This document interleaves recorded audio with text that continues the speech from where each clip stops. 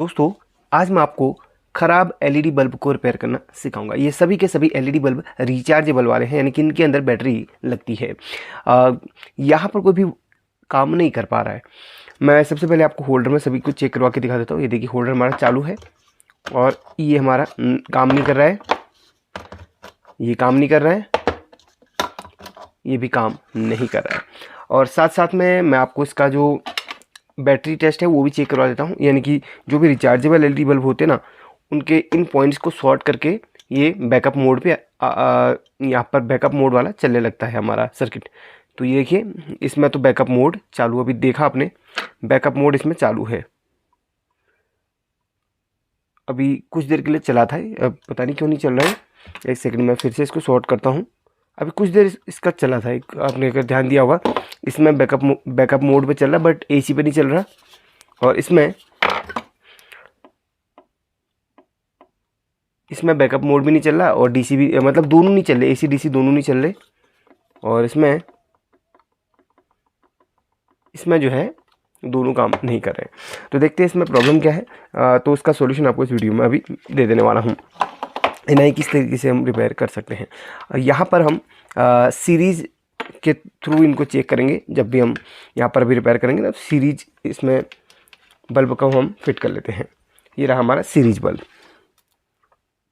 ठीक है। इस तरीके से हम अभी इसको टेस्ट करेंगे जब हम इसको रिपेयर करें। तो देखते हैं, सबसे पहले इस बल्ब को खोलते हैं और यहाँ पर इसके जो पैनल है उनमें कोई एलईडी ख़राब तो नहीं है। तो यहाँ पर आपने ध्यान से एक बार मोटे मोटे तौर पे देख लेना है। इसके ऊपर कुछ वोल्टेज आ रहा नहीं आ रहा, ये सब हम चेक करेंगे। चलिए, सबसे पहले इस बल्ब को निकालता हूँ और यहाँ पर मैं इसको इस तरीके से अटैच कर लेता हूँ और यहाँ पर मैं चेक करूँगा, इसको यहाँ पर लगा के चेक करूँगा।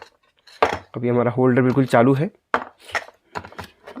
अब मल्टीमीटर को हम डीसी के रेंज पर रखते हैं और इसे हम चेक करेंगे। डीसी चलिए 200 की रेंज पर रख लेते हैं और यहाँ पर हम चेक करेंगे।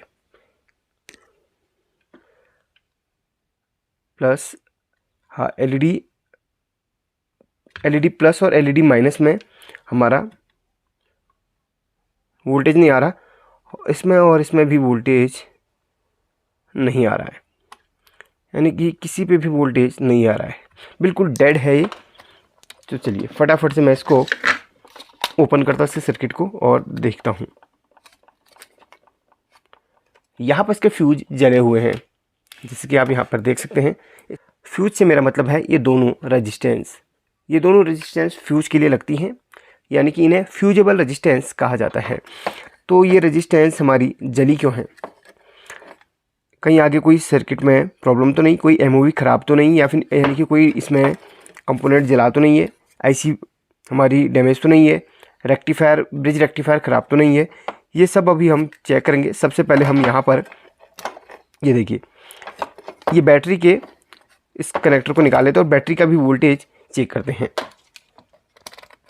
बैटरी का वोल्टेज चेक करने के लिए डीसी 20 पे रख लेंगे इसको, मल्टीमीटर को, और यहाँ पर इसके पॉइंट्स में हम वोल्टेज चेक करेंगे। हाँ, बैटरी यहाँ पर चार्ज है हमारी, लेकिन ये डीसी मोड पे नहीं चल रहा है। पहले इसका जो एसी सेक्शन है उसे हम बना देते तो डीसी मोड में भी ऑटोमेटिकली चल जाएगा, क्योंकि इन्हीं पॉइंट्स को सॉर्ट करके हमारा डीसी चलता है। अभी यहाँ पर एक तरीका और है, इसको ऐसे लगा के एक चिमटी की मदद से यहाँ पर जो हमारा ये ब्रिज रेक्टिफायर लगा हुआ ना, इसके इन दोनों एसी की तरफ वाले पॉइंट को हमने सॉर्ट कर लेना है। तो हमारी ये डीसी यानी कि बल्ब जल रहा है, देखिए, यानी कि इसका डीसी की लाइन बिल्कुल सही है और एसी नहीं चल पा रहा। एसी क्यों नहीं चल पा रहा है? क्योंकि इसके जो फ्यूज हैं वो ख़राब है। और क्यों ख़राब है ये अब हम चेक करेंगे। इन फ्यूज के ख़राब होने के कई सारे कारण होते हैं। आगे कहीं शॉर्टिंग तो नहीं है, या फिर तेज़ लाइट से ख़राब तो नहीं हुआ है। ये चेक करने के लिए हम मल्टीमीटर को हम बजर की रेंज पे रख लेंगे, जिसे हम कंटिन्यूटी मोड भी कहते हैं। अब यहाँ पर ख़राब कंपोनेंट की टेस्टिंग करी जाती है। ख़राब कंपोनेंट जैसे कि जो कैपेसिटर कैटेगरी में आते हैं, डायोड कैटेगरी में आते हैं, उनकी टेस्टिंग यहाँ पर करी जाती है। मतलब वो ख़राब तो नहीं है, यहाँ पर चेक किया जाता है। रेजिस्टेंस को भी, फ्यूज वाली रेजिस्टेंस को भी इसी मोड में चेक किया जाता है। लेकिन दोनों को चेक करते समय हमें एक चीज़ का ध्यान रखना होगा। जब भी आप ये फ्यूज वाली रेजिस्टेंस को चेक कर रहे होते हैं, उस वक्त एक चीज़ का आपने ध्यान रखना है। ये देखिए, मैं फ्यूज वाली रेजिस्टेंस आपको दिखा देता हूँ पहले। जब भी फ्यूज वाली रेजिस्टेंस को आप चेक करते हैं तो उसकी वैल्यू जब आप चेक करेंगे तो इस तरीके से आपको कंटिन्यूटी बीप सुनाई देगी और कुछ ना कुछ वैल्यू उसकी लिखी हुई यहाँ पर आ जाएगी। ये 10 ओम्स का है तो 10 लिखा वहाँ पे आ रहा है और कंटिन्यूटी बीप वो दे रहा है।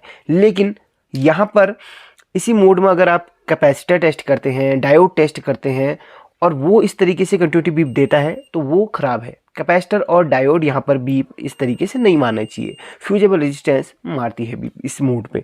तो हर कंपोनेंट के टेस्टिंग का मेथड अलग अलग होता है। अगर आप इस पर एक डिटेल वीडियो चाहते हैं तो कमेंट कर देना, मैं बिल्कुल बना दूंगा कि कौन कौन से कंपोनेंट कैसी वैल्यू देते हैं।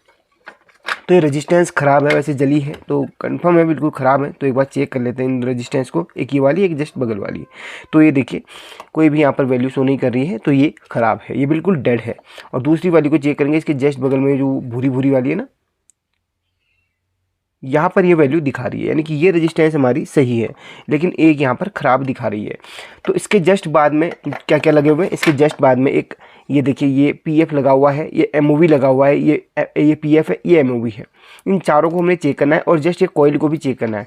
कॉइल को चेक करते समय एक चीज़ का आप ध्यान रखेंगे, कॉइल जब चेक करेंगे तो वो भी कंटिन्यूटी बीप देती है। ये देखिए कॉइल बिल्कुल सही है। ये कॉइल याद रखिएगा, ये कॉइल है, इसके अंदर कॉपर की वायर होती है, ठीक है, इसके अंदर कॉपर की वायर होती है। इस तरीके से आपको दिखाऊं तो ये देखिए बाहर इंसुलेशन इसका लगाया हुआ है, अंदर इसके अंदर कॉपर की वायर होती है। ये भी जैसे फ्यूज लगता है ना सीरीज में, वो भी ये कॉइल भी ना सीरीज में ही लगती है और ये जो है ना स्पाइक्स को ख़त्म करती है, जो हमारे जो यानी कि इलेक्ट्रिसिटी जो आ रही है ना उसको फ़िल्टर करने का काम करती है। जैसे कैपेसिटर फ़िल्टर करता है वो भी कॉइल भी फ़िल्टर के लिए ही होती है। तो कॉइल हमारी बिल्कुल सही है। कॉइल जब भी आप चेक करते तो वो भी कंटिन्यूटी बीप देगा फ्यूज की तरह। ये देखिए ये सही है। अब हम इन एमओवी और पीएफ को चेक करेंगे। इन एमओवी और पीएफ को चेक करते समय कोई भी यहाँ पर कंटिन्यूटी बीप नहीं आनी चाहिए। ये देखिए पहले इस पीएफ को करेंगे, लाल वाले को चेक, इसमें नहीं आ रही बीप, बिल्कुल सही है। इसके जस्ट ऊपर एमओवी लगी हुई है, उसको भी हम चेक करेंगे, वो भी ठीक बता रही है। और रेक्टिफायर को भी चेक करेंगे। देखिए रेक्टिफायर की ये है ब्रिज रेक्टिफायर है, ये 4 डायोड से मिलके बनता है। BR लिखा हुआ ना, ब्रिज रेक्टिफायर यानी कि 4 डायोड से मिलके बना होता है। यहाँ पर 4 डायोड ना लगा के एक रेक्टिफायर यहाँ पर IC टाइप का लगा दिया है। तो ये AC इनपुट करता है और DC आउटपुट करता है, यानी कि यहाँ इन दोनों लेग से हमारा 220 वोल्ट जाती है और यहाँ से हमारी 220 वोल्ट बाहर निकल जाती है DC बनकर। तो ये रेक्टिफायर इसीलिए सर्किट में लगता है क्योंकि हमारी LED लाइट DC से चलती है, AC से नहीं चलती है। तो यहाँ पर देखिए रेक्टिफायर में भी कोई शॉर्टिंग नहीं आ रही, बिल्कुल रेक्टिफायर हमारा सही बता रहा है, ठीक है, रेक्टिफायर भी सही। यानी कि एक बार इस फ्यूज को हम चेंज करके देख लेंगे। अगर इस फ्यूज को रिप्लेस करने से LED बल्ब जल जाता है तो अच्छी बात है, नहीं चलता है तो फिर हम इसमें शॉर्टिंग खोजेंगे। इसमें कितने वैल्यू का आप लगा सकते हैं, इसमें आप 10 से लेके 50 ओम्स तक का फ्यूज रेजिस्टेंस लगा सकते हैं। और इसके वाट की बात करूं तो इसमें जो है 1 वाट का लगाया हुआ है। अगर आप चाहें तो हाफ वाट का भी लगा सकते हैं। LED बल्ब में ज़्यादा लोड नहीं होता है तो इसमें आप हाफ वाट का भी लगा सकते हैं, लेकिन हाफ या फिर 1 वाट का होना ज़रूरी है। लेकिन जो वैल्यू बता दी मैंने आपको कितने ओम्स का, 10 से लेके, यानी कि 10 से कम भी चल सकता है, ऐसी कोई दिक्कत नहीं है, 10 से भी कम चल सकता है, लेकिन मैक्सिमम 50 ओम्स तक का ही आपने इसमें यूज करना है। 50 ओम्स के ऊपर का यूज करेंगे तो उसके उड़ने के चांस कम होते हैं। तो इसलिए आप इस चीज़ का जो है ध्यान रखते हुए करना। तो यहाँ पर सोल्डरिंग भी फाइनली हो चुकी है, इसकी फालतू की लेग में कट कर लूँगा। यहाँ पर हमने ये काम कर लिया है, अब इसकी हम टेस्टिंग कर लेते हैं। चलिए अब देखते क्या रिजल्ट इसमें हमें मिलता है। वाह, ये बल्ब चल गया। एक चीज़ है दोस्तों, इसमें तो सिर्फ रेजिस्टेंस जली हुई थी, लेकिन ज़रूरी नहीं कि आपके केस में भी रेजिस्टेंस जली हुई हो, आपके केस में कुछ और भी हो सकता है। मैं आपको थोड़ा सा गाइड कर देता हूँ, हो सकता है ये प्रॉब्लम अगर आपके साथ आए तो किस किस सेक्शन पे आपने काम करना है। तो यहाँ पर देखिए ये डायोड है, कभी कभी ये हमारी ख़राब हो जाती है, ये शॉर्ट हो जाती है तो हमारा ये रेजिस्टेंस जो है ना जल जाते हैं। तो ये इस डायोड को भी एक बार आप जो है ना चेंज करके देख लेना। और दूसरी बात है ये एमओवी है और ये हमारा पीएफ है। ज़्यादातर जो ये फ्यूज ख़राब होते हैं ये एमओवी और डायोड की वजह से होते हैं। एक बार आप डायोड से पहले जितने भी कंपोनेंट्स आ रहे हैं जो हमारे पैरेलल पे लगते हैं, ठीक है, ये ज़रूर चेंज कर लेना। तो कभी कभी इनकी वजह से भी फ्यूज हमारा जल जाता है। तो चलिए इसको रखते हैं साइड पे और बाकी के हम बल्ब को हम देखेंगे इनमें क्या क्या फॉल्ट्स बाकी के बल्ब पे आ रहे हैं। इसका ये भी ठीक ही लग रहा है। एंड यहाँ पर ये डेड क्यों है, इसका हम सर्किट को हम ओपन करते हैं। इसका सर्किट बिल्कुल सही लग रहा है मेरे को, इसकी फ्यूज भी बिल्कुल सही लग रही है। खराबी कहाँ से है, तो यहाँ पर क्या ना, हम सबसे पहले इस फ्यूज के पास में 220 वोल्ट आ रही है या फिर नहीं, इसको कंफर्म करने के लिए चेक करेंगे। चलिए रेडी हो चुका है, देखिए। एंड ये देखिए मल्टीमीटर रहा और इसको हम रखते हैं AC 600 की रेंज पे, क्योंकि यहाँ पर हमने अब इसकी लाइन चेक करनी है। ध्यान दीजिएगा, नीचे से जो वायर आ रही है हमारी मेन, उस पर हमने चेक करना है। ये देखिए बिल्कुल सही वोल्टेज आ रही है। उसके बाद हमने चलना है इसके जस्ट फ्यूज के बाद वाले पॉइंट पे यहाँ पर, या फिर डायरेक्ट आप यहाँ पर रेक्टिफायर के इधर के 2 लेग पे आप चेक कर सकते हैं। वहाँ पे आपको जो है ना, जो भी वोल्टेज अगर आ रही होगी तो मिल जाएगी। देखिए बिल्कुल सही है। और इसके जस्ट बाद में हम चेक करेंगे DC में, रेक्टिफायर के जस्ट बाद में DC में मिलती है, तो उसमें हम 600 पे सेट करेंगे DC पे। इधर 600 पे सेट करेंगे, शायद आपको भी नहीं दिखाई देगा। तो DC पे सेट करने के बाद अब हम यहाँ पर चेक करेंगे क्या हमें DC मिल रही कि नहीं। हाँ बिल्कुल DC यहाँ पर मिल रही है, AC भी सही है, DC भी सही है। तो प्रॉब्लम है कहाँ से, प्रॉब्लम में भी यहाँ पर हो सकता है कुछ LED यहाँ पर ख़राब हो, इसकी वजह से भी हो सकता है। इसको अभी चेक करते हैं सबसे पहले इसके ऊपर की LED की, कोई LED ख़राब तो नहीं है। चलिए ऊपर हम वोल्टेज चेक करते हैं। अब DC पे ही रखना है इसे और 200 पर रख लीजिए। और यहाँ पर LED प्लस और LED माइनस पे यहाँ पर वोल्टेज मिल रहा है कि नहीं, ये हम कंफर्म चेक करेंगे।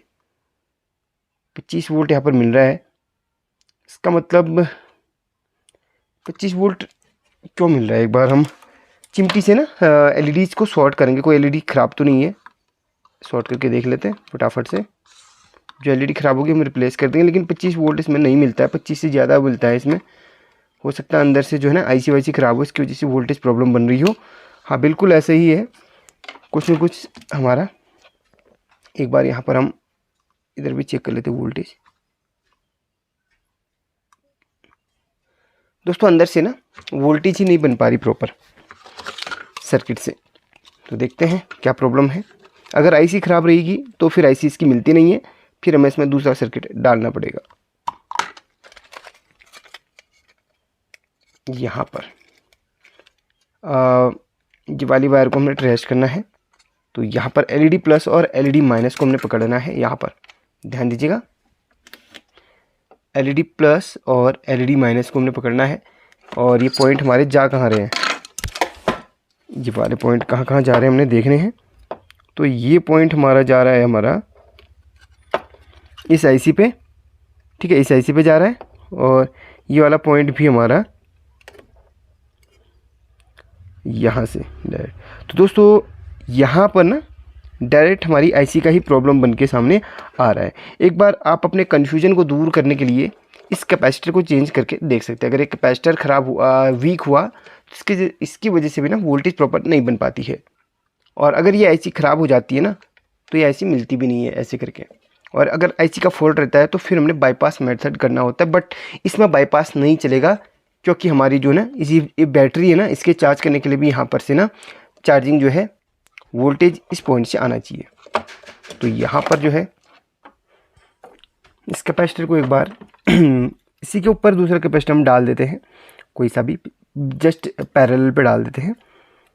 फिर देखते हैं वोल्टेज बढ़ा कि नहीं।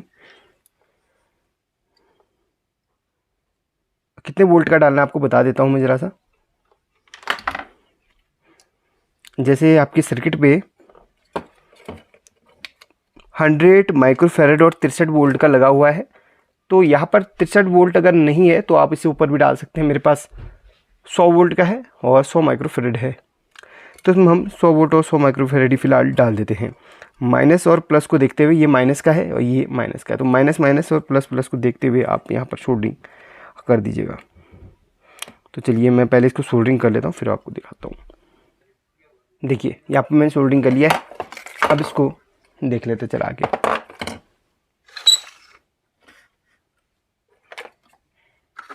अगर ये नहीं चल पाया तो समझ लीजिए हमारे आईसी का फॉल्ट है। देखिए नहीं चल पाया तो हमारी आईसी का ही फॉल्ट है। एक बार मैं इसको आपको वोल्टेज भी चेक करवा देता हूँ। आईसी का फॉल्ट होने पर हमारा ये रिपेयर ना के बराबर हो सकता है, क्योंकि भाई अगर हमारी नॉर्मल एलईडी होती तो उसको हम बाईपास कर देते। उसके बाईपास का तरीका हमने पहले वीडियो बना के रखा है, उसे ज़रूर देख लेना आप, ठीक है। यहाँ पर इन एलईडीज़ में बाईपास नहीं चलता है, क्योंकि इसके लिए हमें चार्जिंग के लिए भी वोल्टेज चाहिए होता है। देखिए यहाँ पर कैपेसिटर लगाने के बाद भी वोल्टेज प्रॉपर नहीं बन पा रही है। तो फाइनली जो प्रॉब्लम है ये आईसी का ही है। क्यों है मैं आपको थोड़ा सा बता भी देता हूँ। पर ध्यान दीजिए 4 वायर हैं, 2 तो आपकी ये इसमें 2 सर्किट होते हैं। ये अंदर का जो है बैटरी का सर्किट होता है, जो हमारी बैटरी से ऑपरेट होता है। जैसे कि आपको मैं अगर बैटरी इसमें सही है तो आपको दिखाना चाहूँगा। बैटरी सही नहीं है इस पर, आपको एक बार दिखा भी देता हूँ बैटरी एक दूसरी डाल के। अगर ये बैटरी यहाँ पर चार्ज है तो बिल्कुल आप देख पाएंगे ये प्लस और माइनस देख लीजिएगा। एक बार मैं इसको चला के देखता हूँ। हाँ बिल्कुल ये चल रहा है, बैटरी से तो ऑपरेट कर ही रहा है। बैटरी में ये चार्ज नहीं है तो ध्यान दीजिएगा। देखिए बैटरी से हमारा ये वाला सर्किट ऑपरेट होता है। देखिए जो इसमें एलईडी चल रही है ना वो सिर्फ बैटरी से ऑपरेट होती है, यानी कि ये वाली। और बाकी ये और इसके बाहर की एलईडी है ना, ये हमारी एसी से ऑपरेट होती है, यानी कि जो हमारी 220 वोल्ट आती है ना उससे ऑपरेट होती है। तो इसमें क्या है ना, जो एसी से ऑपरेट हो रही है उसको जो है हम एलईडी प्लस और एलईडी माइनस में हम उसकी वोल्टेज को देखते हैं। ध्यान रखिए एलईडी प्लस और एलईडी माइनस में। तो आप ध्यान देंगे तो यहाँ पर ये वायर आ रही है हमारी इस पे एलईडी प्लस और एलईडी माइनस पे। देखिए दोस्तों ज्ञान की चीज़ें हैं, देखते रहिए, आपको कुछ ना कुछ सीखने को मिलेगा। तो एलईडी प्लस और एलईडी माइनस पे गई, और ये जो ट्रैक है हमारा ये जा रहा है कहाँ, देखिए ध्यान से देखिए, ये ट्रैक जा रहा है आईसी पे। दूसरा ट्रैक हमारा ये हमारा यहाँ से, ये वाली लाइन तो ओके, हमारी रेक्टिफायर की लाइन तो ओके, लेकिन जो ये जो आईसी पे यहाँ से देखिए रेक्टिफायर से एक पॉइंट निकला हमारा डायरेक्ट वहाँ पे नेगेटिव वाला, और पॉजिटिव वाला यहाँ पे गया, और यहाँ से आईसी से स्विचिंग होगा और वहाँ जाएगा। तो आईसी ही ख़राब रहेगी तो आपकी वोल्टेज बनाएगी कौन? कैपेसिटर पे वोल्टेज प्रॉपर बन ही नहीं पाएगी, क्योंकि आईसी ख़राब है तो वोल्टेज प्रॉपर नहीं बना पाएगा। तो अगर ये इस नंबर की आईसी मिलती है तो आप डाल दीजिए, आपका काम बन जाएगा। सिर्फ आईसी ख़राब होती है और कुछ भी नहीं होता, ठीक है, ध्यान रखिए। बाकी ये जो आईसी होती है चार्जिंग सर्किट के लिए लगी होती है, ये सर्किट हमारा अलग है। बाकी ये वाला सर्किट हमारा एसी का सर्किट है। तो इस आईसी का नंबर जो भी रहेगा आप डाल दीजिएगा, सेम नंबर डालिएगा, ये नहीं कि किसी भी आईसी का हमने उठा लिया। अगर हम डालने वाले होते दूसरे इसकी डाल देते, बट ये नहीं लगती है। तो हर किसी की अलग अलग नंबर की आईसी हो तो वो डाल दीजिए। तो इसमें आईसी ख़राब होने के कारण वोल्टेज नहीं बन पा रही है। बाकी आपको मैंने गाइड कर दिया कि इसको अगर आपके पास अवेलेबल रहेगा वो कंपोनेंट तो आप बना सकते हैं। अब तीसरे बल्ब की ओर को चलते हैं। एक तो हमारा बन गया, अब तीसरे बल्ब की ओर को चलते हैं। चलिए पहले इसमें वोल्टेज ही हम चेक करते हैं, क्योंकि जब तक ये कंफर्म नहीं हो पाएगा तब तक ये रिपेयर भी नहीं होगा।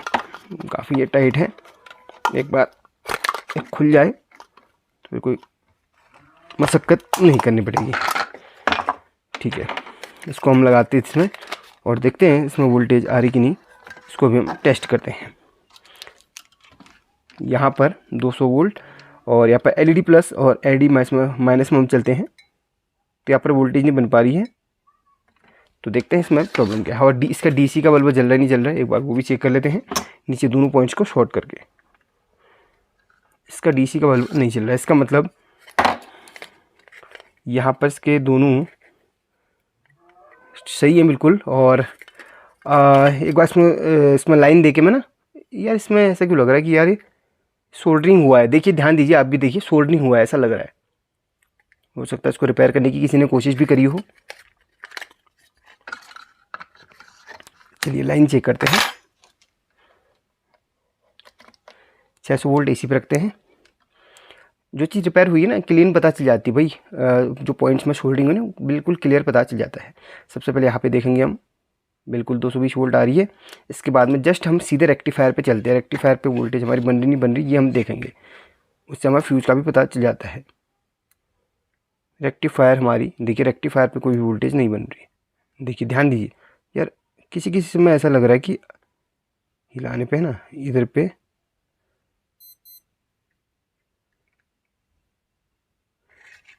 क्यों ना एक बार कॉइल के वहाँ पे चेक करें, जिस पे हम इस छेड़ा हुआ है वहीं पे चेक कर ले। हाँ यार, ये कॉइल पे भी यहाँ पे शिकायत आ रही है। देखिए ये कॉइल के इस पॉइंट में आ रही है, इधर पे नहीं आ रही, यानी कि कॉइल को एक बार हम चेंज करके देख लेते हैं। एक बार मैं कॉइल को चेंज नहीं करूँगा, बल्कि यहाँ पर शॉर्ट कर लूँगा कॉइल के पॉइंट को, क्योंकि कॉइल हमारी सीरीज में लगी हुई रहती है।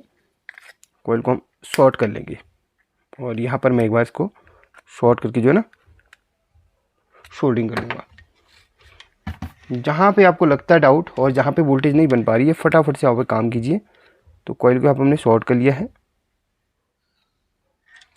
कॉइल शॉर्ट हो चुकी है।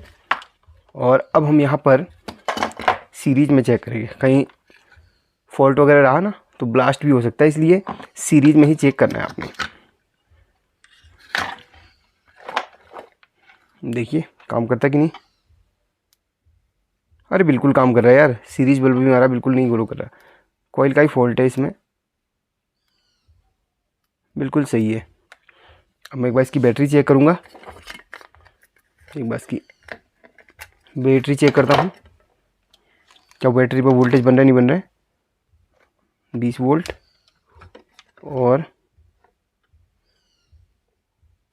हाँ, बैटरी के अंदर वोल्टेज तो है यार।